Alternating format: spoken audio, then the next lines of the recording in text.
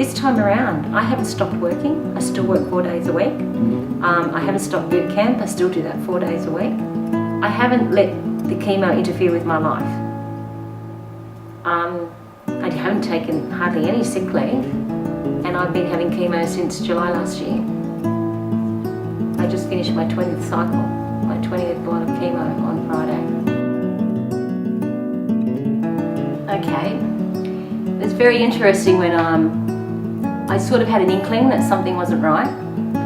And I remember I was at football practice with Kathy DeRosa and Joe Bettingfeld, and we were in the car, and I told them, I said, listen, I've got this lump. And they were going, oh, no, it's nothing, you know, don't worry about it, it'll be nothing. But I followed my instincts, and sure enough, it was a lump. And I remember my doctor, Dr. Kim, wonderful surgeon, he contacted me on my mobile and told me that I needed to see him in the afternoon straight away because things didn't look too good. So I went and saw him, and then I ended up having a biopsy, and then I ended up having another scan, and then the results came through. And I remember Pascal and I went and saw him in his surgery, and he told me that I had breast cancer. And I remember I just had that, I cried, not a lot, it was just like one tear. And I remember crying, and Pascal had a cry too. I think the second time I've ever seen Pascal cry. First time was when Chloe was born. And it just totally takes your breath away. And all of a sudden, everything in your mind, your mind's turning and turning and turning, and then you can't think, and then everything that the doctor is saying to you, you're not processing, you're not hearing him, because you're just focused on this cancer diagnosis. So, being practical people that Pascal and I are, we said, okay, we're going to have a mastectomy, we're going to do this, this, this and this. So sure enough, within 2 weeks I was in hospital, had my mastectomy, and to me, I thought I was cured, and that was going to be it. I had my chemo, then I was on my tablets for 5 years, and then I thought I was cured. Life was great, in my boot camp, enjoying work, everything's going really well. And then during boot camp last year, around about, when was it?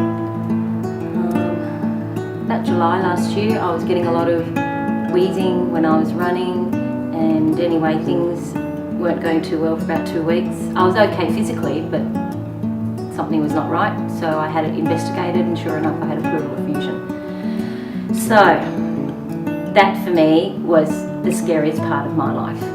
That to me was even more scary than my first diagnosis, because I knew when it came back a second time that changed everything.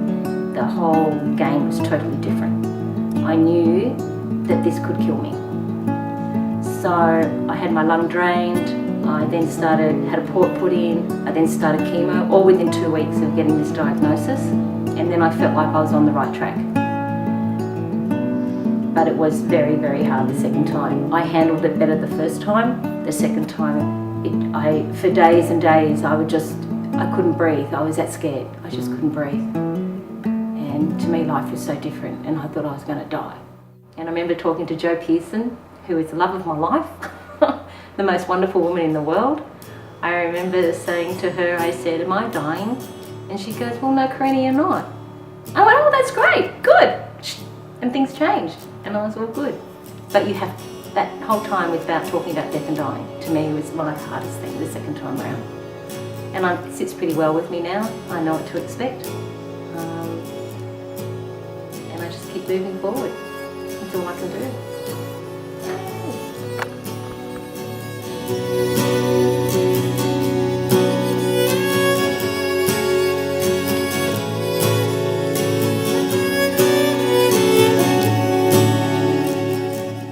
Basically for me, it's my family. That's what keeps me going. And the fact is that I'm not ready to die yet, and I've got a lot to do.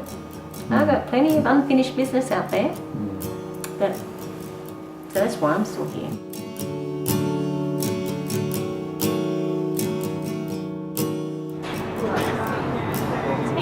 Girls, except for the burpees here in the middle is 5. You're doing a burpee. Is that okay on your arm, Karina? Yes. Okay, so we've just had our antiemetics, which was aloxi and dexamethasone. So hopefully that will stop me from feeling sick, but it doesn't always work. At the moment we're just having a flush, and then following that flush we're going to have the first bag of chemo. Then following that bag of chemo we are going to have another flush, and then we're going to have the second bag of chemo. Then once that's gone through we then have another flush, and then we're finished for the day. So we're on our way, the beginning of cycle 11, yay! So I'll be here this Friday and next Friday, then a week off, and then we have cycle 12, which will be the same process again. And then after that my next scan, and then hopefully finish, if not, another 3 cycles. So basically we're just going with the flow. Yay! And what has your mum taught you about life? Like, what are some of the lessons that she's taught you? Basically, not to think about the past, not to think about the future. Just live in the moment, take every day by day. You don't know, when your last day is going to be or what's going to happen in the future. And, live life the way you want to live it, not like everyone else wants you to live it. And I think, as much as Mum's taught me all that type of stuff, I think me and my brother have taught her, just to be cool and don't freak out, don't stress out, life can suck sometimes. And I think we all pretty much learn that in life, that soldier on, suck it up and get over it. Pretty much what we've taught each other, really. What has your mum taught you about life? She said, don't dwell on the past, I say. Just push forward, move on with it. It's like something I think most people need to hear, but it's just keep going forward. And no matter how bad it gets, there's still something to look forward to in the future. So just keep working towards that. So, yeah.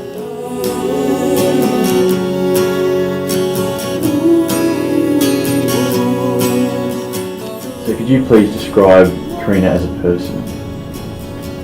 So Karina as a person, the most important thing to her is she's a mother, and she likes to support other people, tries to understand what they're feeling because she's very sensitive to feelings. She's very obliging, but she's also doesn't like to put up with nonsense. So she doesn't like politics or anything she doesn't understand. She will voice that in a deliberate way, but you know that she doesn't want to offend people, but you understand where she's coming from. So she's giving, caring, but is also firm and doesn't like to put up with any rubbish. She does an amazing job, and I just wish I could tell her that. I don't know how to sit, because if I sit down and tell her, I'll cry, because she makes me cry. Every time I talk to her, I cry. I don't mean to, but that's when I cry, is when I'm with Joe. And it got to the stage where she said, God, you only ever cry when you come over here. I have 2 very good girlfriends, Amanda and Sharnette, and I tell them a lot. And they're very good. They're excellent. I couldn't have 2 better girlfriends. Yeah, they've been amazing.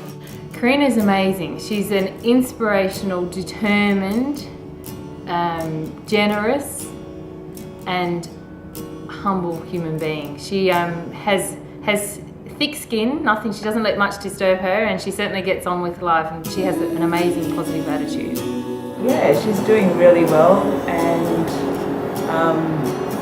she's amazing with what she's doing. And I think when you've got a family, you want to be around, and so you have to go through these horrible things to make sure you're there for your children's milestones and to spend your time with family and friends.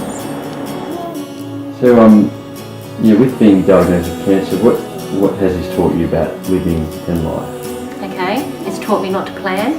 I don't plan unless you have a holiday, of course you have to. I very much take things as they come, I go with the flow, and I don't let the little things bother me anymore. I really don't. Honestly, the one thing I really not very good with anymore is whinging. Can't stand whinging. Anybody whinges and I just have to really bite my tongue. There's so much more in life than sitting around whinging. Just get on with it.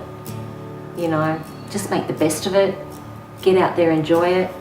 I don't have a bucket list. I don't believe in that, because then you get too caught up in trying to do all the things on that bucket list that you forget everything else that's going around you.